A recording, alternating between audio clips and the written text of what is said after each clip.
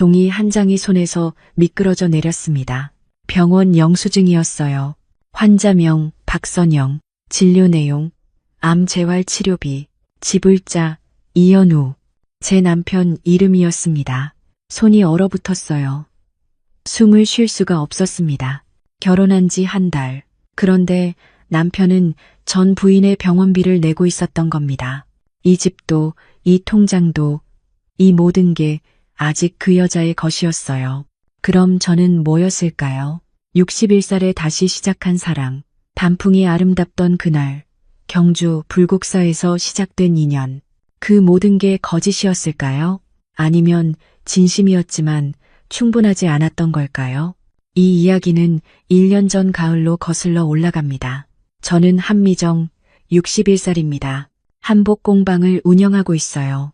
남편이 세상을 떠난 지 7년째 되던 해였습니다.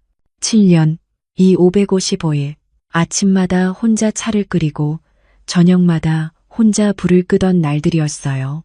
어느 날 친구 소영이가 전화를 했습니다. 미정아, 경주로 단풍 보러 가자. 나 펜션 운영하는 거 알지? 이번 주말에 방 하나 비는데 너 혼자라도 와. 처음엔 거절하려 했어요. 혼자 여행이라니 뭔가 쓸쓸해 보일 것 같았거든요. 하지만 소영이가 계속 설득했습니다. 이제 우리도 우리 인생 좀 살자. 남 눈치 보지 말고. 그 말이 마음에 와닿았어요. 그래, 이제는 내 인생을 조금이라도 살아야지. 남편이 세상을 떠난 뒤 저는 딸과 아들을 위해 살았습니다. 공방을 키우고 손님을 맡고 그렇게 하루하루를 채웠어요. 하지만 아이들이 다 독립한 지금 저는 누구를 위해 사는 걸까요? 거울을 봤습니다. 61살의 얼굴, 주름은 깊어졌지만 아직 눈빛만은 살아있었어요. 그렇게 저는 가방 하나 들고 경주행 기차에 올랐습니다. 창밖으로 스쳐 지나가는 풍경들을 보면서 이상한 기분이 들었어요. 설레기도 하고 외롭기도 하고 자유롭기도 했습니다. 경주역에 도착해서 소영이 펜션으로 가는 길, 저는 먼저 불국사에 들렀어요. 단풍이 절정이라는 소식을 들었거든요. 불국사 입구에 들어서는 순간 숨이 멎는 것 같았습니다. 붓고 노란 단풍잎들이 하늘을 가득 메우고 있었어요. 바람이 불 때마다 나무잎들이 춤을 추듯 흩날렸죠. 햇살이 나뭇잎 사이로 쏟아져 내렸습니다. 마치 황금빛 비가 내리는 것 같았어요. 저는 천천히 돌계단을 올라갔습니다. 사람들 사이를 지나며 계단을 오르는데 문득 이런 생각이 들었어요. 나도 이 단풍처럼 한때는 화려했는데 지금은 바람에 떨어지기 직전인 나무잎 같네. 그런 생각을 하며 계단을 내려오는데 갑자기 누군가와 부딪혔습니다. 죄송합니다. 괜찮으세요? 그 사람이 먼저 말을 걸었어요. 목소리가 차분하고 따뜻했습니다. 고개를 들어보니 나이는 저보다 조금 젊어 보이는 남자였어요. 정갈한 차림새에 단정한 인상이었죠. 회색 코트에 검은색 목도리를 두른 모습이 품이 있어 보였습니다. 아, 괜찮습니다. 제가 정신이 없었네요. 단풍이 예뻐서 발이 멈췄네요. 저도 정신없이 보다가 실례했습니다. 그는 미소를 지으며 말했어요. 그 미소가 왠지 오래 본 사람처럼 편안했습니다. 정말 아름답네요. 이 단풍이. 그렇죠. 해마다 보는 풍경인데도 볼 때마다 새롭습니다. 우리는 잠시 이야기를 나눴어요. 그도 혼자 여행을 왔다고 했습니다. 서울에서 변호사로 일하는데 오랜만에 시간을 내서 경주에 왔다고요. 이름은 이현우라고 했습니다. 저는 한미정이에요. 한복 공방을 운영하고 있습니다. 한복이요? 멋진 일을 하시네요. 대화는 자연스러웠어요. 어색함이 전혀 없었습니다. 마치 오래전부터 알던 사람처럼 편하게 이야기가 오갔죠. 저기 실례가 아니라면 차 한잔 하실래요? 이 근처에 좋은 찻집이 있다고 들었는데 현우가 조심스럽게 물었어요. 저는 잠시 망설였습니다. 낯선 사람과 차를 마신다는 게 조금은 부담스러웠거든요. 하지만 이상하게도 그 사람한테선 불편함이 느껴지지 않았어요. 좋아요. 걷다 보니 목도 마르네요.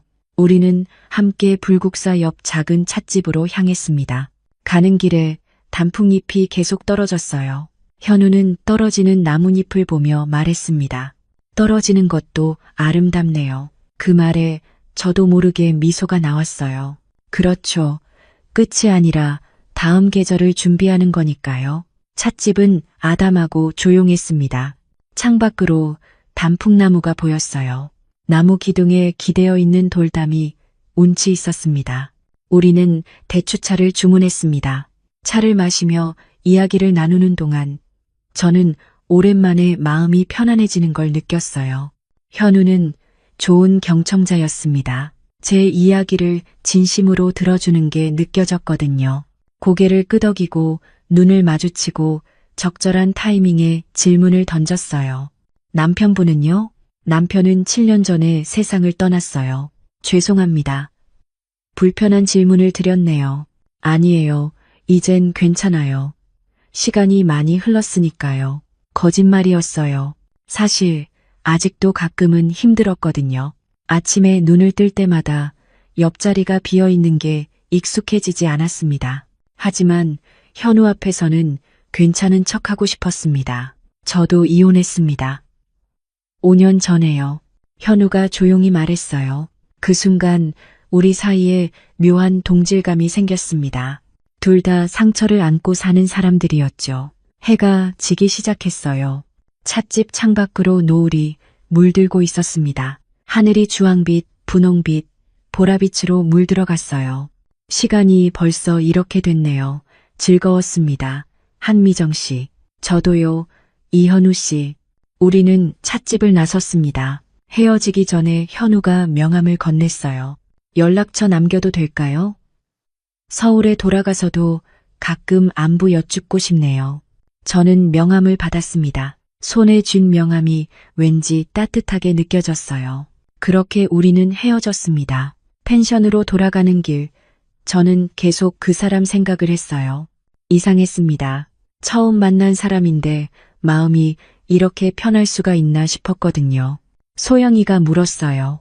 미정아, 무슨 좋은 일 있어? 얼굴이 환해졌네. 그냥 단풍이 예뻐서 그래. 거짓말이었죠. 단풍보다 더 마음에 남은 게 있었으니까요.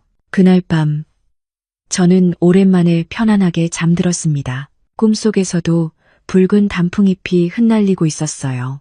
다음 날 아침, 저는 일찍 눈이 떠졌습니다. 소영이 펜션에서 창문을 열자 단풍 향기가 밀려 들어왔어요. 이상하게 기분이 좋았습니다. 어제 현우를 만난 뒤로 마음 한편이 따뜻해진 것 같았거든요.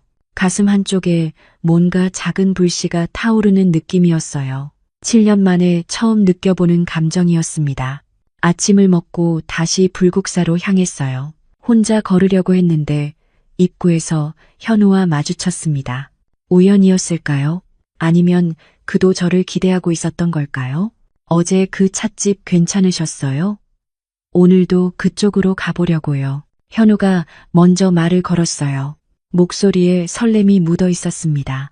저도 그쪽으로 가려던 참이었어요. 거짓말이었죠. 사실 저는 그냥 단풍길을 걸으려던 참이었거든요. 하지만 현우를 다시 만나니 마음이 달라졌습니다. 우리는 함께 찻집으로 걸어갔어요. 어제보다 단풍이 더 붉게 물든 것 같았습니다. 바람이 불 때마다 나무잎들이 눈처럼 흩날렸어요. 발밑에 쌓인 낙엽이 바스락거렸습니다. 현우가 따뜻한 대추차 2잔을 주문했습니다. 혼자 오셨다기에 혹시 같이 걸으실래요? 이 근처에 돌담길이 아름답다고 들었거든요. 좋아요. 혼자 걷기엔 아까운 풍경이네요. 차를 마시고 우리는 불국사 뒤편 돌담길로 향했습니다. 붓고 노란 단풍나무들이 돌담을 따라 늘어서 있었어요. 마치 그림 속을 걷는 것 같았습니다. 햇살이 나뭇가지 사이로 비쳐들어와 땅 위에 그림자를 만들었어요. 빛과 그림자가 춤을 추듯 흔들렸습니다. 현우는 천천히 걸으며 주변을 둘러봤어요. 서울에선 이런 풍경을 볼 수가 없죠. 그렇죠. 저도 오랜만에 이렇게 여유롭게 걷는 것 같아요. 우리는 나란히 걸었습니다. 어깨가 스칠 듯 말 듯한 거리였어요. 가끔 현우가 낮은 나뭇가지를 손으로 잡아 치워줬습니다. 그럴 때마다 제 심장이 조금씩 빨리 뛰었어요. 61살의 가슴이 이렇게 뛸 수 있다는 게 신기했습니다. 그때였습니다. 갑자기 바람이 세게 불었어요. 제 목에 두른 스카프가 바람에 날아갔습니다. 아, 스카프가. 현우가 재빨리 손을 뻗었어요. 바람이 장난이 심하네요. 대신 제가 잡을게요. 그는 날아가는 스카프를 잡아 제 목에 다시 둘러줬습니다. 그 손끝이 제 목덜미에 스쳤어요. 순간 온몸에 전율이 흘렀습니다. 마치 잠들어 있던 뭔가가 깨어나는 것 같았어요. 고맙습니다. 제 목소리가 떨렸어요. 현우도 그걸 느꼈는지 살짝 미소를 지었습니다. 우리는 다시 걷기 시작했어요. 하지만 이상했습니다. 아까와는 분위기가 달라진 게 느껴졌거든요. 공기가 더 따뜻해진 것 같았어요. 현우의 손이 제 손 가까이에 있었습니다. 손가락 사이의 거리가 점점 좁아지는 것 같았어요. 혹시 손이 시리세요? 아니에요. 괜찮아요. 거짓말이었죠. 사실 손이 조금 시렸거든요. 하지만 현우가 제 손을 잡을까봐 두려웠습니다. 아니, 기대했을지도 몰라요. 돌담길을 한참 걷다가 우리는 작은 정자에 앉았어요. 저 멀리 석가탑이 보였습니다. 햇살이 탑에 부딪혀 반짝이고 있었어요. 현우가 조용히 말했습니다. 한미정 씨, 여기 와서 정말 다행이에요. 저도요. 오랜만에 마음이 편안해지는 것 같아요. 사실 저도 혼자 있는 게 익숙해졌거든요. 그런데 이렇게 누군가와 함께 있으니 새롭네요. 그 말에 제 가슴이 뭉클해졌습니다. 저도 그래요. 7년을 혼자 살았는데 오늘은 외롭지 않네요. 우리는 한동안 말없이 앉아 있었어요. 침묵이 불편하지 않았습니다. 오히려 편안했어요. 새소리가 들렸고 바람 소리가 들렸고 멀리서 종소리가 울렸습니다. 현우가 가끔 저를 훔쳐보는 게 느껴졌습니다. 저도 모르게 입가에 미소가 번졌어요. 해가 저물기 시작했습니다. 펜션으로 돌아가야 할 시간이었어요. 현우가 먼저 일어났습니다. 오늘 정말 즐거웠습니다. 내일은 서울로 돌아가야 하는데 아쉽네요. 저도 내일 돌아가요. 시간이 너무 빨리 가네요. 그럼 역까지 같이 가시겠어요? 내일 기차 시간이 비슷할 것 같은데. 좋아요. 펜션으로 돌아오는 길, 제 발걸음이 가벼웠습니다. 소영이가 웃으며 물었어요. 미정아, 무슨 좋은 일 있어? 얼굴이 완전 환해졌는데. 그냥 단풍이 예뻐서 그래. 저녁을 먹고 방으로 들어왔습니다. 여행 일지를 펼쳤어요. 오늘 있었던 일들을 적다가 괜히 미소가 지어졌습니다. 현우의 손끝이 제 목덜미를 스친 그 순간이 자꾸 떠올랐거든요. 그때였습니다. 휴대폰에 문자가 왔어요. 현우였습니다. 오늘의 단풍이 너무 아름다워서요. 사진 한 장 찍어도 될까요? 저는 잠시 망설였습니다. 사진이요? 무슨 사진 말씀이세요? 한미정 씨 사진이요. 오늘 돌담길에서 단풍 바라보시던 모습이 너무 좋아서요. 이미 찍어놨는데 보내드려도 될까 싶어서요. 제 심장이 쿵쾅거렸습니다. 이미 찍어놨다고요? 제가 모르는 사이에요? 손가락이 멈췄습니다. 언제 찍은 걸까요? 왜 미리 말하지 않았을까요? 머릿속이 복잡해졌어요. 하지만 거절할 수 없었습니다. 그래요. 보내주세요. 잠시 후 사진이 도착했어요. 사진 속 제 모습을 보고 깜짝 놀랐습니다. 제가 이렇게 환하게 웃고 있었나 싶었거든요.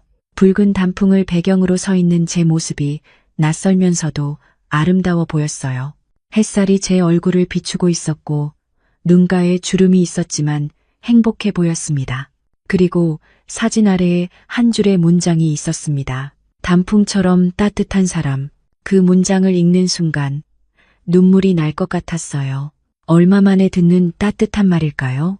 7년 동안 아무도 저를 이렇게 표현해 주지 않았습니다. 딸나리도, 아들도, 친구들도요. 저는 사진을 한참 들여다봤습니다. 정말 예쁜 사진이네요. 고맙습니다. 천만에요. 서울 가서도 가끔 연락해도 될까요? 물론이죠. 문자를 보내고 나서 저는 가슴이 두근거렸어요. 이게 설렘일까요? 61살이 돼서 느끼는 이 감정이 낯설었습니다. 하지만 나쁘지 않았어요. 오히려 살아있다는 느낌이 들었거든요. 그런데 이상했습니다. 문자를 몇 번 읽다 보니 묘한 느낌이 들었어요. 이미 찍어놨는데 이 말이 마음에 걸렸습니다. 언제 찍었을까요? 제가 모르는 사이에 찍었다는 건가요? 왜 그 순간엔 말하지 않았을까요? 아니야, 괜한 생각이야. 저는 고개를 저었어요. 하지만 가슴 한편이 조금 답답했습니다. 사진은 정말 예뻤어요. 저는 사진을 배경화면으로 설정했습니다. 그리고 다시 여행 일지를 펼쳤어요. 오늘 현우를 다시 만났다. 함께 돌담길을 걸었다. 그의 손끝이 내 목덜미를 스쳤을 때 가슴이 뛰었다. 이게 사랑일까? 아니면 외로움일까? 일지를 덮고 불을 껐습니다. 어둠 속에서 현우의 얼굴이 떠올랐어요. 그의 미소, 그의 목소리, 그의 손길, 모든 게 따뜻했습니다. 하지만 왜일까요? 가슴 한편이 조금씩 무거워지는 것 같았어요. 설렘과 불안이 함께 밀려왔습니다. 이 감정을 믿어도 될까요? 아니면 조심해야 할까요? 저는 잠들 수 없었습니다.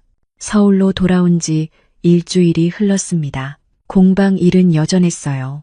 손님들이 찾아오고 한복 주문이 들어오고 바느질하고 그렇게 하루가 지나갔습니다. 하지만 이상하게 자꾸 경주 생각이 났어요. 아니, 솔직히 말하면 현우 생각이 났습니다.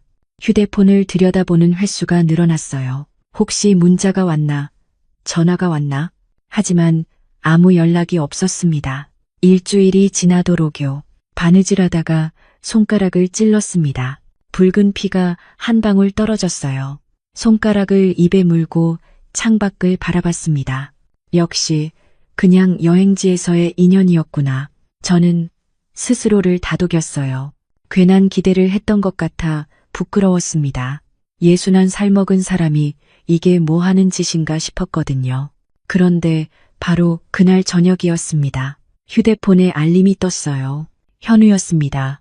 불국사 단풍은 다 졌지만 그날의 인연은 제 마음에 남았네요. 그 문자를 보는 순간 가슴이 쿵 내려앉았습니다. 손이 떨렸어요. 문자를 몇 번이고 다시 읽었습니다. 일주일 동안 연락이 없어서 섭섭했는데 막상 문자를 받으니 기뻤어요. 저도 그래요. 가끔 그날 생각이 나더라고요. 답장을 보내고 나서 저는 한참을 휴대폰만 바라봤습니다. 곧 현우에게서 다시 문자가 왔어요. 실은 한미정 씨 공방 홈페이지를 봤어요. 정말 멋진 작품들이 많더라고요. 혹시 인테리어 상담도 받으시나요? 제 사무실을 조금 바꾸고 싶은데 한복 소품 같은 걸로 포인트를 주면 좋을 것 같아서요. 인테리어 상담이요? 저는 잠시 망설였습니다. 그게 진짜 목적일까요? 아니면 저를 보고 싶어서 핑계를 대는 걸까요? 어느 쪽이든 나쁘지 않았어요. 물론이죠. 언제 오실 건가요? 이번 주 토요일 괜찮으세요? 오후 2시쯤이요? 좋아요. 그럼 공방에서 뵐게요. 토요일까지 사흘이 남았습니다. 그 사흘 동안 저는 공방을 청소하고 또 청소했어요. 먼지 하나 없이 닦아냈습니다. 작품들도 다시 배치했어요. 왜 이러는지 모르겠더라고요. 딸나리가 공방에 들렀다가 물었습니다. 엄마, 무슨 일 있어요? 공방이 왜 이렇게 깨끗해요? 그냥 청소 좀 했어. 나리는 의심스러운 눈으로 저를 쳐다봤지만 더 묻지 않았어요. 드디어 토요일이 왔습니다. 아침부터 옷장을 뒤졌어요. 뭘 입어야 할까? 너무 화려하면 이상하고 너무 수수하면 나이 들어 보이고 결국 베이지색 니트에 검은색 바지를 입었습니다. 거울을 보니 머리가 신경 쓰였어요. 미용실에 갈까 하다가 관뒀습니다. 너무 티나잖아요. 그냥 집에서 간단히 정리했어요. 오후 2시가 가까워졌습니다. 공방 앞에서 커피를 내렸어요. 원두 향이 공방 안에 가득 퍼졌습니다. 창문을 조금 열어 환기를 시켰어요. 정확히 이 시였습니다. 현우가 공방 문을 열고 들어왔어요. 깔끔한 셔츠에 청바지 차림이었습니다. 손에는 작은 쇼핑백을 들고 있었어요. 안녕하세요, 한미정 씨. 오랜만이에요. 어서 오세요. 커피 한 잔 하실래요? 좋죠. 저는 커피를 따라 건넸습니다. 현우는 공방을 천천히 둘러봤어요. 벽에 걸린 한복들, 선반 위에 놓인 소품들, 작업 중인 천들. 그의 눈빛이 진지했습니다. 한미정 씨, 나무 냄새가 좋네요. 사람 냄새보단 낫죠? 전 둘 다 좋습니다. 현우가 미소를 지으며 말했어요. 그 말에 제 얼굴이 뜨거워졌습니다. 저는 괜히 커피잔을 들어 입가에 댔어요. 이거 드시라고 가져왔어요. 현우가 쇼핑백을 내밀었습니다. 안에는 고급 한과 세트가 들어 있었어요. 이렇게까지 안 하셔도 되는데요. 아니에요. 바쁘실 텐데 시간 내주셔서 감사해서요. 우리는 공방 한쪽 테이블에 앉았습니다. 현우는 사무실 인테리어에 대해 이야기했어요. 하지만 저는 집중이 안 됐습니다. 그의 목소리, 그의 표정, 그의 손짓, 모든 게 마음에 들었거든요. 그렇게 1시간쯤 이야기를 나눴습니다. 현우가 가방에서 수첩을 꺼내려고 했어요. 그때였습니다. 가방 옆으로 서류가 흘러내렸어요. 아, 죄송해요. 현우가 급하게 서류를 주우려 했지만 제가 먼저 봐버렸습니다. 서류 맨 위에 큰 글씨로 적혀 있었어요. 이혼 합의서. 서명자란에는 이현우, 박선영이라는 이름이 선명했습니다. 제 손이 멈췄습니다. 이건요, 고객 건이에요? 제가 조심스럽게 물었어요. 목소리가 떨렸습니다. 아니요, 제 일입니다. 현우가 조용히 대답했어요. 그 순간 공기가 식는 게 느껴졌습니다. 제 일이라는 건 현우 본인의 이혼 서류라는 뜻이었어요. 하지만 이상했습니다. 현우는 5년 전에 이혼했다고 했거든요. 그런데 왜 아직도 이혼 합의서를 가지고 다니는 걸까요? 저 이미 이혼하신 거 아니었나요? 네, 이혼했어요. 5년 전에요. 이건 최종 재산 분할 관련 서류예요. 아직 정리가 안 된 부분이 있어서요. 현우의 목소리가 낮아졌습니다. 저는 서류를 다시 쳐다봤어요. 날짜가 최근이었습니다. 불과 2달 전이었어요. 그리고 서류 곳곳에 형광펜으로 표시가 되어 있었습니다. 아직도 전 부인과 연락하시는군요. 어쩔 수 없어요. 재산 문제가 복잡해서요. 복잡하다는 게 어떤 의미인가요? 제가 물었습니다. 목소리에 날이 서 있었어요. 현우는 한숨을 쉬었습니다. 집이 공동명의예요. 사업 자금도 함께 넣은 게 있고요. 그래서 아직 완전히 정리가 안 됐어요. 그 말을 듣는 순간 제 가슴이 답답해졌습니다. 5년이나 지났는데 아직도 정리가 안 됐다는 게 이해가 안 됐어요. 아니, 이해하고 싶지 않았습니다. 한미정 씨, 오해하지 말아요. 저한텐 아무 감정 없어요. 현우가 제 손을 잡으려 했어요. 저는 손을 빼버렸습니다. 오해가 아니라 사실이잖아요. 아직도 전 부인과 엮여 있는 거잖아요. 그건 그렇지만요. 현우의 목소리가 흔들렸습니다. 저는 고개를 돌렸어요. 창밖으로 거리가 보였습니다. 사람들이 오가고 차들이 지나가고 세상은 여전히 돌아가고 있었어요. 하지만 제 안에서는 뭔가 무너지는 소리가 들렸습니다. 한미정 씨, 현우가 다시 불렀습니다. 저는 천천히 고개를 돌려 현우를 바라봤어요. 그의 눈빛이 흔들리고 있었습니다.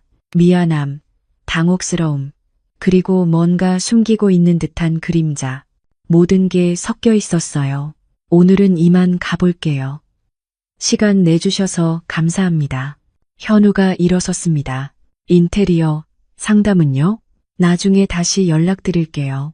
현우는 서류를 가방에 넣고 공방을 나갔습니다. 문이 닫히는 소리가 유난히 크게 들렸어요.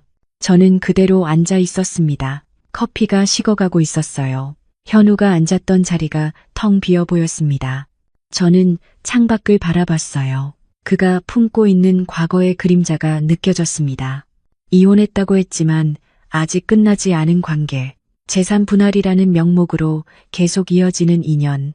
그게 뭘 의미하는 걸까요? 저는 휴대폰을 들었습니다. 현우에게 문자를 보낼까 하다가 관뒀어요.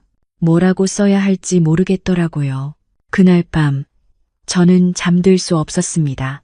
설렘과 경계심이 동시에 밀려왔어요. 현우를 믿고 싶었지만 동시에 조심해야 할 것 같았습니다. 61살의 나이에 다시 사랑을 시작한다는 게 이렇게 복잡한 일인 줄 몰랐어요. 서류 사건 이후에도 현우는 꾸준히 연락했습니다. 미안했어요. 제대로 설명하지 못해서요. 하지만 제 마음만은 진심이에요. 그의 문자를 받을 때마다 마음이 흔들렸어요. 믿어야 할까? 조심해야 할까? 머리로는 경계했지만 마음은 자꾸 그쪽으로 기울었습니다. 겨울이 지나고 봄이 왔습니다. 현우는 매주 공방에 들렀어요. 처음엔 상담이라는 핑계였지만 나중엔 그냥 저를 보러 온다고 솔직하게 말했습니다. 한미정 씨, 저랑 밥 한번 먹어요. 괜찮아요. 바쁜데요. 바쁜 사람끼리 시간 내서 먹는 밥이 더 맛있어요. 그렇게 밥을 먹고 차를 마시고 산책을 하고 자연스럽게 우리는 가까워졌습니다. 한강변을 걸을 때였어요. 벚꽃이 흩날리고 있었습니다. 분홍빛 꽃잎들이 바람에 날려 우리 주변을 감쌌어요. 현우가 걸음을 멈췄습니다. 한미정 씨, 네, 저랑 결혼해 주시겠어요? 갑작스러운 청혼이었습니다. 저는 할 말을 잃었어요. 주변 사람들이 지나가고 자전거가 지나가고 세상은 계속 돌아가는데 저만 멈춰선 것 같았습니다. 너무 빠른 거 아니에요? 우리 만난 지 몇 달밖에 안 됐잖아요. 61살과 55살이 무슨 시간이 그렇게 많아요. 남은 시간 행복하게 보내고 싶어요. 현우의 눈빛이 진지했습니다. 벚꽃잎 하나가 그의 어깨에 내려앉았어요. 저는 그 꽃잎을 바라봤습니다. 아름답지만 금방 떨어지는 벚꽃처럼 우리에게 남은 시간도 그리 많지 않다는 걸 알았습니다. 생각할 시간을 주세요. 물론이에요. 천천히 생각하세요. 저는 며칠을 고민했어요. 밤마다 잠들지 못하고 천장만 바라봤습니다. 61살에 다시 결혼을 한다는 게 맞는 걸까요? 아이들은 뭐라고 할까요? 그리고 무엇보다 현우를 정말 믿어도 되는 걸까요? 딸 나리에게 말했습니다. 나리는 공방에 앉아 차를 마시고 있었어요. 나리야, 엄마가 할 말이 있어. 무슨 일이에요, 엄마? 사실은 누군가를 만나고 있어. 나리의 손이 멈췄습니다. 찻잔을 내려놓고 저를 똑바로 쳐다봤어요. 남자분이요? 응, 경주에서 만났어. 변호사시고 이름은 이현우야. 그래서요? 결혼 제안을 받았어. 나리는 한참을 말이 없었습니다. 창밖을 바라보다가 천천히 입을 열었어요. 엄마, 너무 빨라요. 그 사람 제대로 알지도 못하잖아요. 알아. 근데 이 사람 믿을 수 있을 것 같아. 엄마, 나리의 목소리에 걱정이 묻어났습니다. 전 부인 문제는요? 아직 재산 정리도 안 됐다고 하셨잖아요. 그건 곧 정리된대. 걱정 마. 정말 괜찮으세요? 엄마가 다칠까봐 걱정돼요. 나리는 한숨을 쉬었습니다. 엄마가 행복하면 전 찬성이에요. 근데 신중하게 생각해보세요. 제발요. 고마워, 나리야. 나리를 안았습니다. 딸의 어깨가 예전보다 단단해져 있었어요. 언제 이렇게 컸을까요? 이제는 제가 기대야 할 때인 것 같았습니다. 결국 저는 현우의 청혼을 받아들였습니다. 봄이 깊어갈 무렵 우리는 조촐한 결혼식을 올렸어요. 작은 예식장에 가족들과 친한 친구들만 초대했습니다. 딸 나리, 아들, 친구 소영이, 그리고 현우 쪽 지인 몇 명. 많지 않은 사람들이었지만 따뜻했어요. 예식장엔 하얀 장미가 놓여 있었습니다. 조용히 흐르는 음악 속에서 현우와 저는 서로를 바라봤습니다. 현우는 짙은 회색 정장을 입고 있었어요. 저는 연분홍색 한복을 입었습니다. 61살의 신부, 거울을 봤을 때 낯설었지만 행복해 보였어요. 한미정 씨, 아니, 이제 제 아내 행복하게 해줄게요. 현우가 속삭였어요. 저도요, 함께 행복합시다. 제 눈에 눈물이 맺혔습니다. 61년을 살면서 다시 결혼식을 올릴 줄 몰랐어요. 남편이 세상을 떠난 뒤로 영영 혼자 살 줄 알았거든요. 그런데 이렇게 새로운 시작을 하게 되다니 식이 끝나갈 무렵이었습니다. 하객들에게 인사를 하는데 낯선 시선이 느껴졌어요. 뒤를 돌아보니 예식장 맨 뒷자리에 중년 여자가 앉아 있었습니다. 혼자였어요. 검은색 원피스를 입고 있었는데 마치 장례식에 온 것 같은 차림이었습니다. 여자가 저를 바라보며 입꼬리를 올렸어요. 그 미소가 이상했습니다. 축하한다는 느껴이 아니었어요. 뭔가 비웃는 것 같았습니다. 아니, 쓸쓸해 보였어요. 저분은 누구예요? 제가 현우에게 물었습니다. 현우가 뒤를 돌아봤어요. 그 순간 그의 얼굴이 굳었습니다. 눈빛이 순간적으로 흔들렸어요. 모르는 분들이에요. 그의 대답이 너무 빨랐어요. 그런데 이상했습니다. 현우의 눈빛이 순간적으로 흔들렸거든요. 정말 모르는 사람이라면 왜 저런 표정을 지을까요? 저는 다시 그쪽을 봤어요. 하지만 그 여자는 이미 자리를 떠난 뒤였습니다. 예식장 문이 닫히는 소리만 들렸어요. 왠지 불길한 느낌이 들었습니다. 마치 누군가 우리의 행복을 지켜보고 있는 것 같았어요. 신혼집은 현우의 집이었어요. 넓은 아파트였습니다. 거실이 훤하고 방도 3개나 됐어요. 하지만 집 곳곳에서 여자의 흔적이 느껴졌습니다. 부엌 찬장 배치, 거실 소파 위치, 침실 커튼까지 모든 게 낯설었어요. 누군가 이미 여기 살았던 사람의 손길이 남아 있었습니다. 이 집 전 부인과 살던 곳 맞죠? 네, 그렇긴 한데요. 다 새로 바꿀게요. 현우가 미안한 표정으로 말했습니다. 괜찮아요.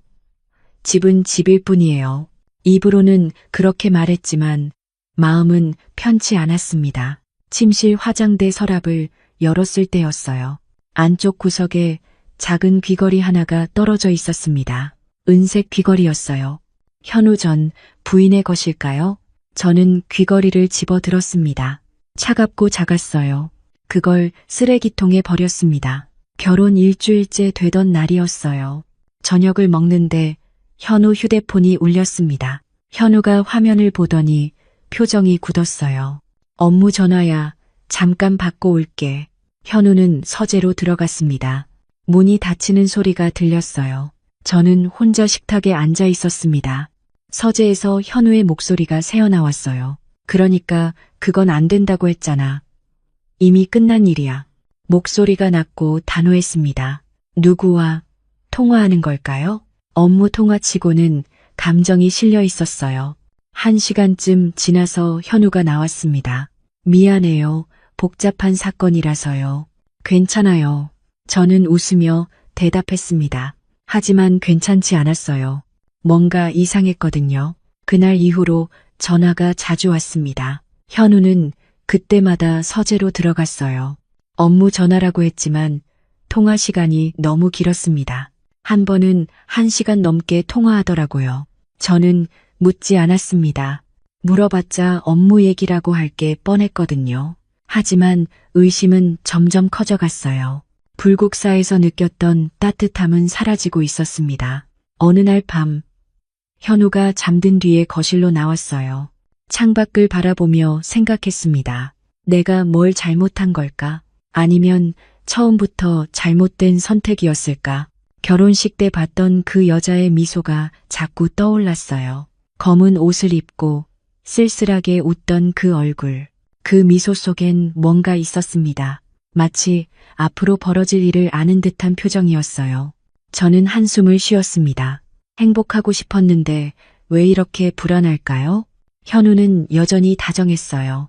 아침마다 커피를 내려줬고 저녁엔 함께 산책을 했습니다. 손을 잡고 걸었고 가끔 제 어깨에 머리를 기대기도 했어요. 하지만 뭔가 달라졌어요.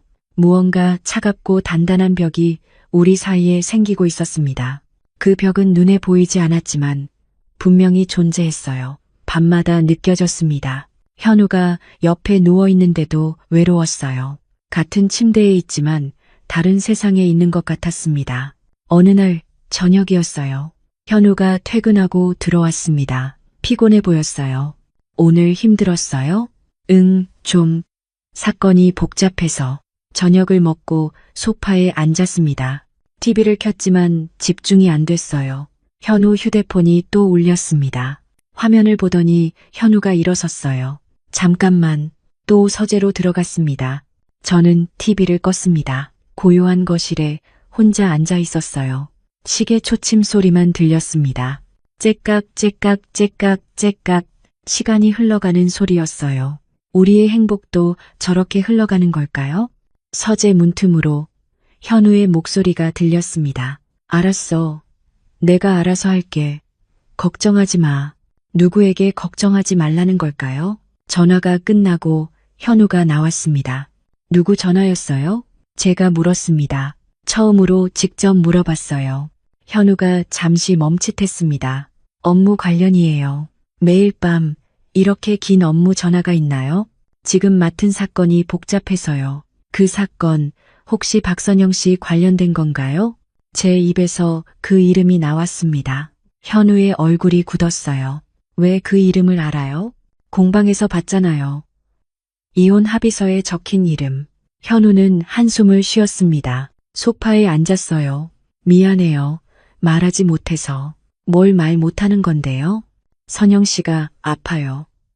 많이. 얼마나요? 암이에요. 그 순간 숨이 멎었습니다. 언제부터요? 5년 전부터요. 이혼하기 직전에 진단받았어요. 5년. 이혼하고 나서도 계속 연락한 이유가 있었던 겁니다. 그래서 재산 정리를 못한 거예요? 현우는 고개를 끄덕였습니다. 치료비가 많이 들어서요. 제가 도와주고 있어요. 제 가슴이 무너지는 것 같았습니다. 그럼 저와 결혼할 때도 알고 있었던 거네요. 미안해요. 미안하다는 말로 되는 게 아니에요. 저는 침실로 들어갔습니다. 문을 닫고 침대에 앉았어요. 손이 떨렸습니다. 남편은 전 부인을 여전히 돕고 있었어요. 돈으로, 시간으로, 마음으로. 그럼 저는 뭐였을까요? 그냥 외로움을 달래줄 사람이었을까요? 눈물이 흘렀습니다. 참으려 했지만 참을 수 없었어요. 61살에 다시 시작한 사랑이 이렇게 아플 줄 몰랐습니다. 결혼한 지 한 달이 지났습니다. 현우는 오늘 출장을 갔어요. 부산에서 재판이 있다며 이틀 동안 집을 비운다고 했습니다. 잘 다녀와요. 조심해서요. 고마워요. 금방 올게요. 현우가 나간 뒤 집안이 조용했습니다. 너무 조용했어요. 시계 소리만 들렸습니다. 저는 거실을 청소하기 시작했어요.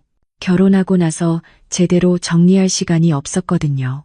소파 밑을 쓸고 선반을 닦고 책장을 정리했습니다.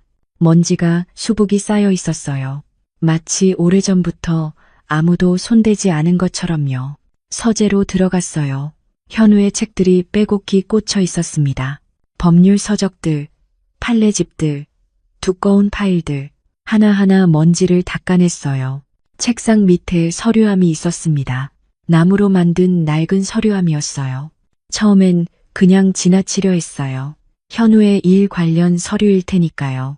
하지만 서류함 뚜껑이 살짝 열려 있었습니다. 정리 좀 해야겠네. 저는 서류함을 열었어요. 안에는 각종 문서들이 가득했습니다. 계약서, 판결문, 영수증들, 연도별로 정리되어 있더라고요. 제일 위에 있는 서류를 집어들었습니다. 부동산 합의서. 제목을 보는 순간 심장이 철렁했어요. 계약 당사자란에 적힌 이름. 이현우, 박선영, 현우의 전 부인 이름이었습니다. 손이 떨렸어요. 하지만 저는 서류를 계속 읽었습니다. 날짜를 확인했습니다. 결혼식 3주 전이었어요. 3주 전이라고요. 저와 결혼 준비를 하던 바로 그때였습니다. 서류 내용을 읽어 내려갔어요. 부동산 명의, 사업 자금, 예금 계좌, 모든 항목에 박선영의 이름이 있었습니다. 주 명의자는 전부 박선영이었어요. 이게 뭐지? 저는 다음 서류를 집어들었습니다. 공동명의 통장 계약서였어요. 통장 개설일은 5년 전, 현우와 박선영이 이혼하기 직전이었습니다. 하지만 이상한 건 그게 아니었어요. 통장이 아직도 유효하다는 거였습니다. 최근 거래 내역까지 첨부되어 있었어요. 지난달, 그러니까 우리 결혼식 한 달 전까지도 입출금 기록이 있었습니다. 입금자 이름 이현우, 출금자 이름 박선영. 숨이 막혔어요. 현우는 저와 결혼하기 직전까지도 전 부인과 돈 거래를 하고 있었던 겁니다. 아니, 결혼한 지금도 하고 있는 건가요? 저는 서류를 더 뒤졌습니다. 손이 덜덜 떨렸지만 멈출 수 없었어요. 알아야 했습니다. 진실을 알아야 했어요. 한 장, 두 장, 세 장, 서류가 쌓여갔습니다. 모두 박선영의 이름이 적혀 있었어요. 마치 이 집 전체가 아직도 그 여자의 것인 것처럼. 맨 아래에서 또 다른 서류가 나왔습니다. 재산 분할 최종 합의서. 이번엔 날짜가 결혼식 일주일 전이었어요. 일주일 전이라고요? 제가 웨딩드레스를 고르고 있을 때, 제가 행복하게 웃고 있을 때, 서류를 펼쳤습니다. 각 항목을 천천히 읽었어요. 아파트, 현 거주지, 명의자 박선영, 예금 계좌, 주거래 은행, 명의자 박선영, 사업 자금, 투자 계좌, 명의자 박선영. 마지막 페이지 하단에 작은 글씨로 특약 사항이 적혀 있었어요. 본 합의에 따라 모든 재산은 박선영 명의로 유지되며 이현우는 향후 발생하는 재반 비용에 대한 책임을 진다. 그 문장을 읽는 순간 온몸이 얼어붙었습니다. 모든 재산은 박선영 명의로 유지된다. 그 말은 현우가 저와 결혼한 뒤에도 모든 재산이 박선영 명의로 남아있다는 뜻이었어요. 제가 지금 살고 있는 이 집도요. 제가 쓰는 생활비 통장도요. 모든 게 박선영 것이었습니다. 저는 주저앉았어요. 손에서 서류가 떨어졌습니다. 종이들이 바닥에 흩어졌어요.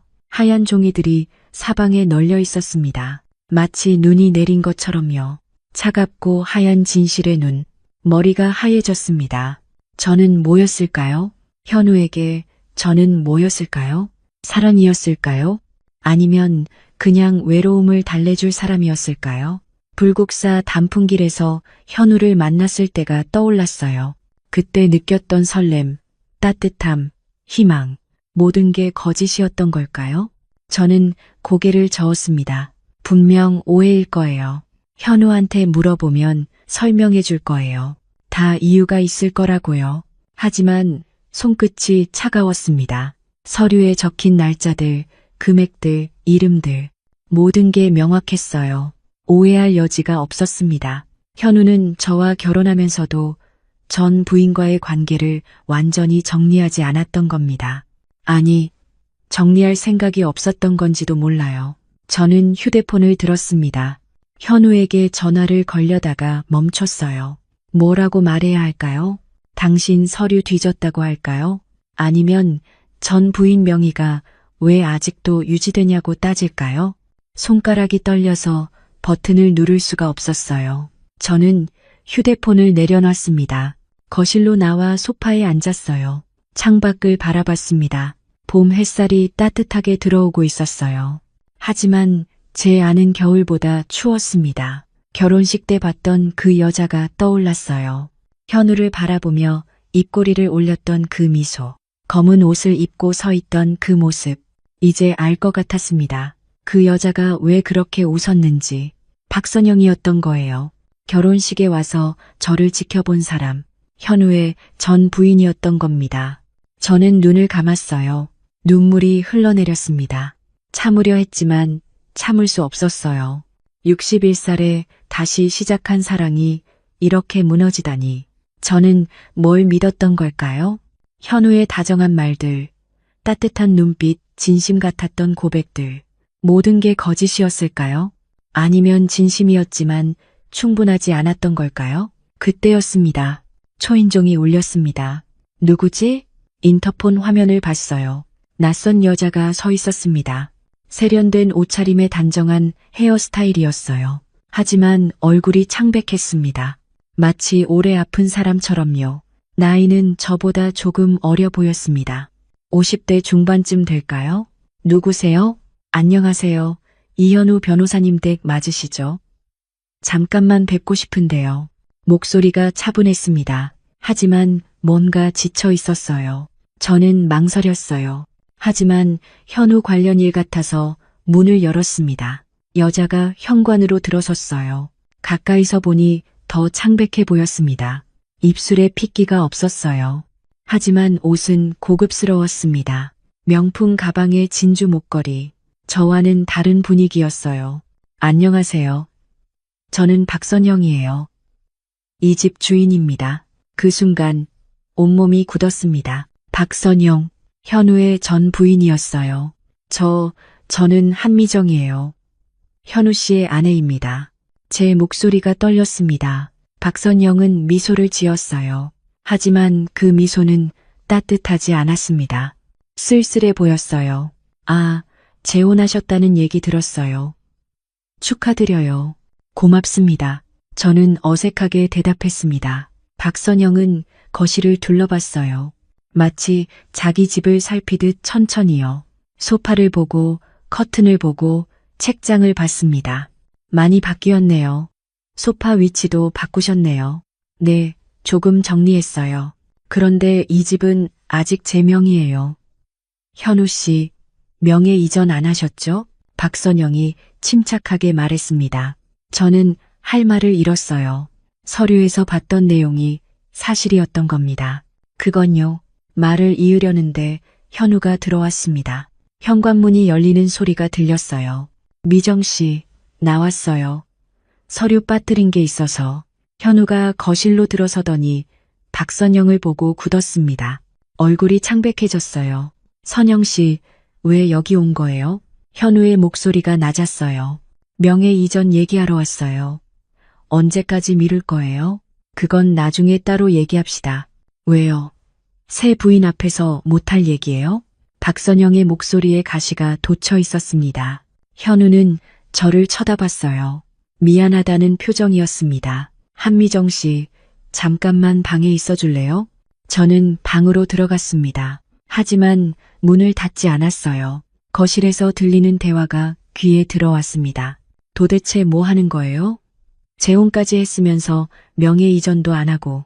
박선영의 목소리였어요. 지금 돈이 없어요. 조금만 기다려줘요. 현우가 답답하게 말했습니다. 기다리라고요? 벌써 5년이 넘었어요. 제 이름으로 된 재산, 제가 가져가는 게 당연한 거 아니에요? 알아요.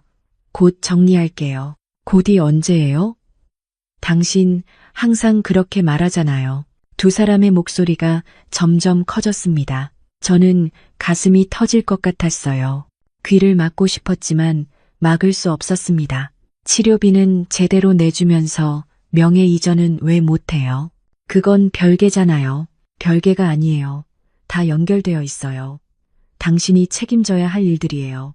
한참 뒤에 박선영이 나갔습니다. 현관문이 닫히는 소리가 들렸어요. 저는 거실로 나왔습니다. 현우가 소파에 앉아 있었어요. 얼굴이 창백했습니다. 설명 좀 해주세요.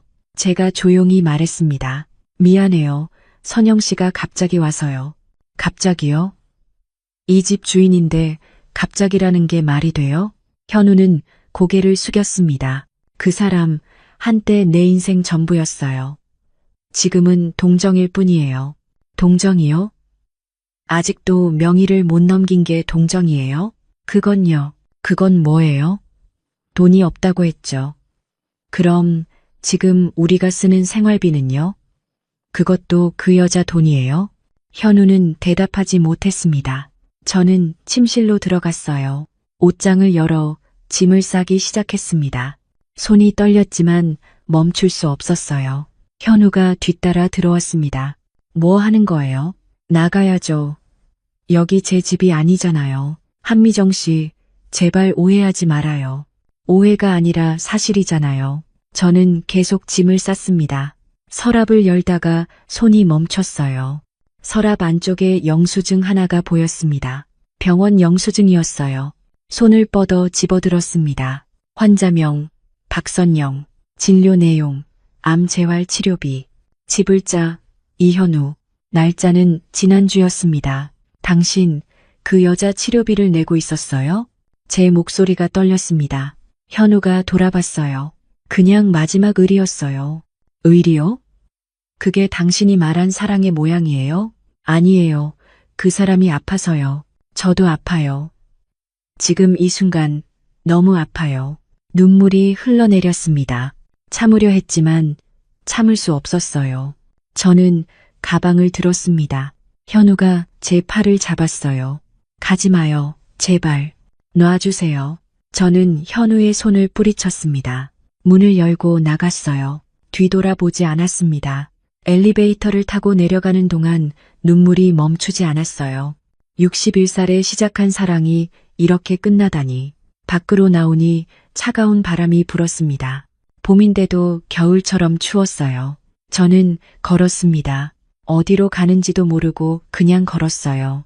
발이 아팠지만 계속 걸었습니다. 눈물이 흘렀지만 닦지 않았어요. 거리에 사람들이 많았습니다. 웃고 떠들고 행복해 보였어요. 저만 혼자 무너지는 것 같았습니다. 딸 나리의 집에서 일주일을 지냈습니다. 나리는 아무 말도 하지 않았어요. 그냥 방을 내주고 밥을 차려주고 조용히 곁에 있어줬습니다. 엄마, 괜찮아요? 응, 괜찮아. 거짓말이었죠. 하나도 괜찮지 않았습니다. 밤마다 잠들 수 없었어요. 눈을 감으면 현우의 얼굴이 떠올랐습니다. 불국사 단풍길에서 처음 만났을 때의 따뜻한 미소, 공방에 찾아왔을 때의 설렘, 결혼식 날의 행복, 그리고 마지막 날 저를 붙잡던 그 손길. 모든 게 거짓이었을까요? 아니면 진심이었지만 충분하지 않았던 걸까요? 휴대폰엔 현우에게서 수십 통의 전화와 문자가 와 있었습니다. 미안해요. 설명할 기회를 주세요. 한미정 씨, 제발 연락 좀 해주세요. 당신 없으니 집이 너무 텅 비었어요. 저는 읽기만 하고 답장하지 않았습니다. 뭐라고 답해야 할지 몰랐거든요. 나리의 아이가 학교에서 돌아왔어요. 초등학교 3학년 손녀 지우였습니다. 할머니, 왜 여기 계세요? 할머니가 잠깐 여기서 지내기로 했어. 할아버지는요? 그 질문에 가슴이 아팠습니다.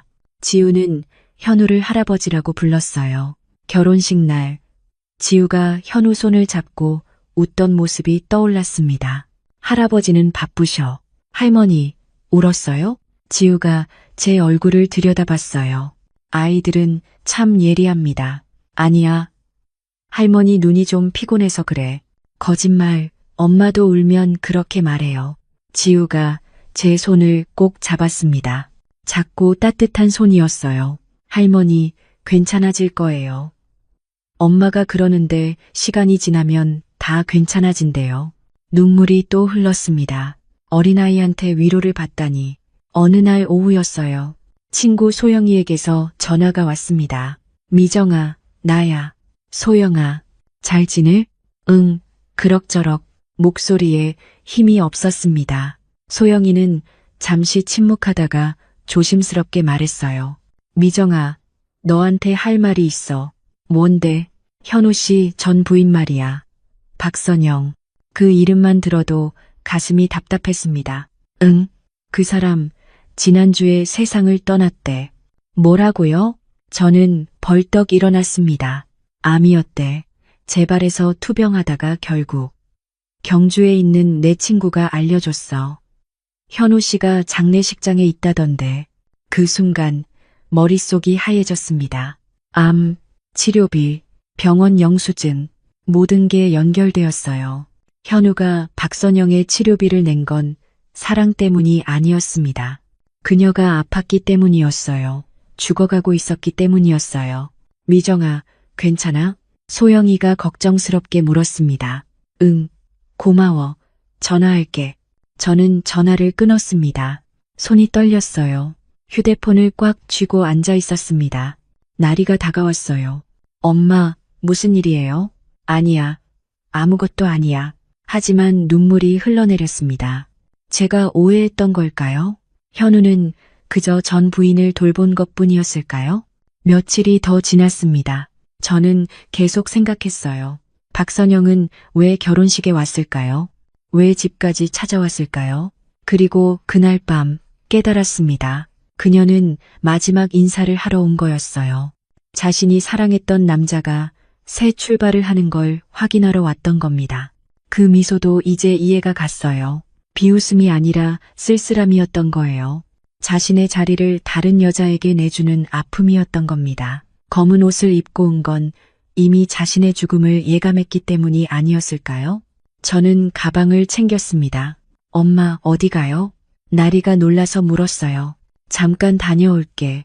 조심해서 다녀오세요. 저는 현우의 사무실로 향했습니다. 버스를 타고 지하철을 갈아타고 1시간을 달렸어요. 사무실 건물 앞에 도착했을 때 해가 지고 있었습니다. 건물 앞에서 한참을 서 있었어요. 올라가야 할까? 아니면 그냥 돌아가야 할까? 발이 떨어지지 않았습니다. 30분을 그렇게 서 있었어요. 사람들이 지나가고 차들이 지나가고 세상은 계속 돌아갔습니다. 그런데 저만 멈춰선 것 같았어요. 심호흡을 했습니다. 그리고 건물 안으로 들어갔어요. 엘리베이터를 타고 7층으로 올라갔어요. 복도를 지나 현우 사무실 문 앞에 섰습니다. 문틈으로 불빛이 새어나오고 있었어요. 노크를 했습니다. 들어오세요. 현우의 목소리였어요. 평소보다 힘이 없었습니다. 문을 열고 들어갔어요. 현우가 책상에 앉아 있었습니다. 얼굴이 많이 수척해져 있었어요. 턱수염도 자라 있었고 눈 밑에 다크서클이 짙었습니다. 저를 보더니 깜짝 놀라며 일어섰습니다. 한미정 씨, 안녕하세요. 저는 조용히 인사했습니다. 어떻게, 왜 여기? 현우의 목소리가 떨렸어요. 할 얘기가 있어서요. 저는 현우 앞 의자에 앉았습니다. 현우도 천천히 앉았어요. 우리는 한동안 말없이 마주보고 있었습니다. 창밖으로 도시의 불빛이 보였어요. 박선영 씨 얘기 들었어요. 현우의 얼굴이 굳었습니다. 소영이가 알려줬어요. 세상을 떠났다고. 네, 현우가 고개를 끄덕였어요. 목소리가 갈라져 있었습니다. 왜 말하지 않았어요? 말할 수 없었어요. 당신이 오해할까봐. 저는 한숨을 쉬었습니다. 오해가 아니라 사실이었잖아요. 당신은 그 사람을 돌보고 있었던 거잖아요. 그건요. 현우가 말을 이으려다 멈췄습니다. 그는 창밖을 바라봤어요. 한참을 그렇게 있다가 천천히 입을 열었습니다. 선영이가 암 진단을 받은 건 5년 전이었어요. 우리가 이혼하기로 결정한 바로 그때였죠. 저는 조용히 들었습니다. 이혼 사유는 성격 차이였어요. 그게 전부였습니다. 하지만 진단을 받고 나서 선영이가 말했어요. 그래도 이혼하자고, 짐이 되기 싫다고. 현우의 목소리가 낮아졌어요. 저는 반대했어요. 아픈 사람을 어떻게 두고 가냐고. 하지만 선영이는 완강했습니다. 결국 이혼했죠. 그런데 재산은요? 제가 물었습니다. 선영이 명의로 남겨둔 건 제 선택이었어요. 치료비가 많이 들었거든요. 제가 벌어서 보내주면 선영이는 그걸로 치료받고 그렇게 5년을 버텼습니다. 그럼 저와 결혼할 때도요? 네, 그때도 선영이는 투병 중이었어요. 상태가 나빠지고 있었죠. 현우의 눈빛이 흔들렸습니다. 그녀한테 미안했어요. 한때 함께한 사람인데 아픈데 곁에 없으니까요. 그게 끝인데요? 네, 그게 끝인데 당신까지 잃을까봐 겁났어요. 말하면 떠날 것 같아서요. 저는 눈을 감았습니다. 사람 마음이란 게 참 복잡하네요. 미안해요. 미안하다는 말만으로 해결될 문제가 아니에요. 알아요. 하지만 다른 말을 모르겠어요. 우리는 한동안 침묵했습니다. 창밖으로 도시의 불빛이 반짝이고 있었어요. 수많은 사람들이 각자의 삶을 살고 있었습니다. 각자의 아픔을 안고요. 이제 어떻게 할 거예요? 제가 물었습니다. 모르겠어요. 당신이 용서해 줄지도 모르겠고요. 용서요. 저는 쓴 웃음을 지었습니다. 용서가 문제가 아니에요. 이해가 문제죠. 이해해요? 네, 당신이 왜 그랬는지는 이제 알겠어요. 하지만 이해한다고 다 괜찮아지는 건 아니에요. 현우는 고개를 숙였습니다. 시간이 필요해요. 저도, 당신도. 네, 저는 일어섰습니다. 현우도 따라 일어났어요. 가볼게요. 한미정 씨, 현우가 저를 불렀습니다. 저는 돌아봤어요. 기다릴게요. 평생이라도요. 저는 대답하지 않았습니다. 사무실을 나와 복도를 걸었어요. 엘리베이터를 기다리는 동안 눈물이 흘렀습니다. 이해는 했지만 마음은 아팠어요. 사랑과 책임 사이에서 현우는 둘 다 지키려다 둘 다 놓친 겁니다. 여름이 지나고 가을이 왔습니다. 저는 다시 공방으로 돌아왔어요. 나리의 집에서 2달을 지낸 뒤였습니다. 현우와는 연락하지 않았어요. 그도 더 이상 문자를 보내지 않았습니다. 공방 일은 여전했습니다. 손님들이 찾아오고 한복을 만들고 하루하루를 채워갔어요. 하지만 마음 한편은 계속 비어 있었습니다. 어느 날 친구 소영이가 전화했어요. 미정아, 경주 한번 와. 단풍 들었어. 지금은 바빠. 바쁜 척하지 마. 나 다 알아. 혼자 있으면 더 힘들어. 소영이의 말이 맞았습니다. 며칠 고민하다가 저는 기차표를 끊었어요. 작년 이맘때 처음 경주에 갔던 게 떠올랐습니다. 그때 현우를 만났죠. 기차 안에서 창밖을 바라봤어요. 논밭이 황금빛으로 물들어 있었습니다. 가을이었어요. 경주역에 내려 펜션으로 가는 대신 바로 불국사로 향했습니다. 작년과 똑같은 길이었어요. 하지만 마음은 달랐습니다. 작년엔 외로웠지만 희망이 있었어요. 올해는 덜 외롭지만 쓸쓸했습니다. 불국사 입구에 들어섰습니다. 붉은 단풍이 하늘을 가득 메우고 있었어요. 작년보다 더 화려하게 물들어 있었습니다. 돌계단을 천천히 올랐어요. 사람들이 사진을 찍고 웃고 행복해 보였습니다. 저만 혼자인 것 같았어요. 계단 꼭대기에 올라 주변을 둘러봤습니다. 그때였어요. 멀리서 누군가 서 있는 게 보였습니다. 익숙한 뒷모습이었어요. 현우였습니다. 심장이 쿵 내려앉았어요. 발이 멈췄습니다. 현우도 저를 봤습니다. 천천히 이쪽으로 걸어왔어요. 또 혼자 오셨네요. 현우가 먼저 말했습니다. 목소리가 작년처럼 따뜻했어요. 왜 여기 있어요? 당신이 올 것 같아서요. 어떻게 알았어요? 소영이한테 들었어요. 경주 온다고. 저는 한숨을 쉬었습니다. 소영이가 알려줬구나. 그 친구는 끝까지 저를 챙기는군요. 이번엔 둘이 걸으려고요. 현우가 조심스럽게 말했습니다. 저는 현우를 바라봤어요. 수척해진 얼굴, 깊어진 눈가 주름. 그도 힘든 시간을 보냈다는 게 느껴졌습니다. 좋아요. 우리는 나란히 단풍길을 걸었습니다. 작년과 똑같은 길이었어요. 하지만 느낌은 완전히 달랐습니다. 작년엔 설렘이었다면 올해는 조심스러움이었습니다. 바람이 불었어요. 단풍잎이 바람에 흩날리며 우리 어깨 위로 떨어졌습니다. 현우가 손을 뻗어 제 어깨에 앉은 낙엽을 떼어줬어요. 그 손길이 따뜻했습니다. 한미정 씨, 아니, 미정 씨. 현우가 멈춰 섰습니다. 네, 저도 멈춰서 현우를 바라봤어요. 미안했어요. 당신을 힘들게 해서요. 저도 미안해요. 이해하려 하지 않고 떠나버렸어요. 아니에요. 당신 잘못이 아니에요. 우리는 서로를 바라봤습니다. 현우의 눈에 눈물이 맺혀 있었어요. 다시 시작할 수 있을까요? 현우가 물었습니다. 저는 잠시 생각했어요. 사랑이란 게 뭘까요? 제가 먼저 물었습니다. 현우는 천천히 대답했어요. 아픈 사람을 이해하는 일, 그리고 용서하는 일인 것 같아요. 그 말에 제 눈에도 눈물이 고였습니다. 그렇다면 저도 배워야겠네요. 이해하는 법을요. 미정 씨, 당신도 배워야 해요. 숨기지 않는 법을요. 약속할게요. 현우가 제 손을 잡았습니다. 저는 손을 뿌리치지 않았어요. 그 손을 꼭 잡았습니다. 멀리서 불국사 종소리가 울렸습니다. 맑고 깊은 소리였어요. 마치 우리를 축복하는 것 같았습니다. 우리는 다시 걷기 시작했어요.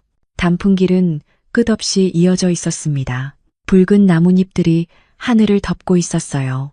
작년 이맘때 여기서 처음 만났죠. 네, 기억해요. 계단에서 부딪혔죠. 그때 당신 미소가 참 따뜻했어요. 저도 당신 목소리가 좋았어요. 우리는 웃었습니다.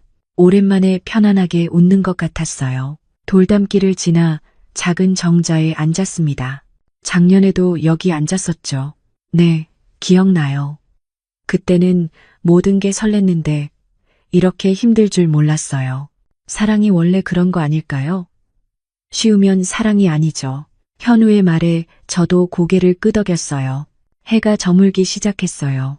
노을이 단풍과 어우러져 온 세상이 붉게 물들었습니다. 아름답네요. 정말이요. 우리는 나란히 앉아 노을을 바라봤습니다. 현우가 조용히 말했어요. 이번엔 제대로 할게요. 당신을 행복하게 해줄게요. 저도 노력할게요. 믿는 법을요. 우리는 손을 맞잡았습니다. 주름진 손이지만 따뜻했어요. 61살과 55살의 손이지만 설렜습니다. 늦게 핀 사랑이었어요. 젊었을 때처럼 뜨겁지는 않았지만 더 깊고 진했습니다.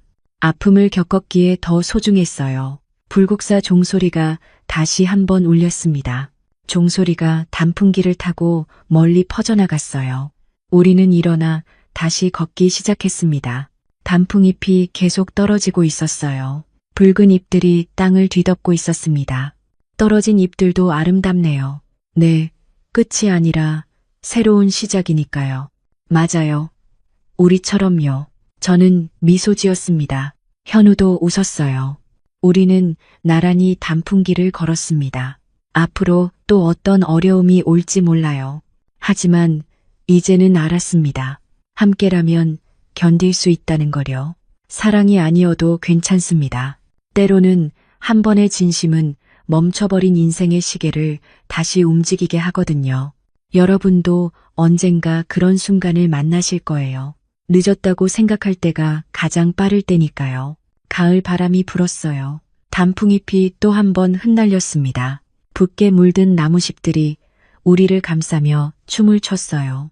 늦게 핀 사랑, 이제는 진짜로 물들고 있었습니다. 완성되지 않았지만 완성되어가는 그런 사랑이었어요. 우리는 계속 걸었습니다. 단풍길 끝까지, 그리고 그 너머까지 함께요.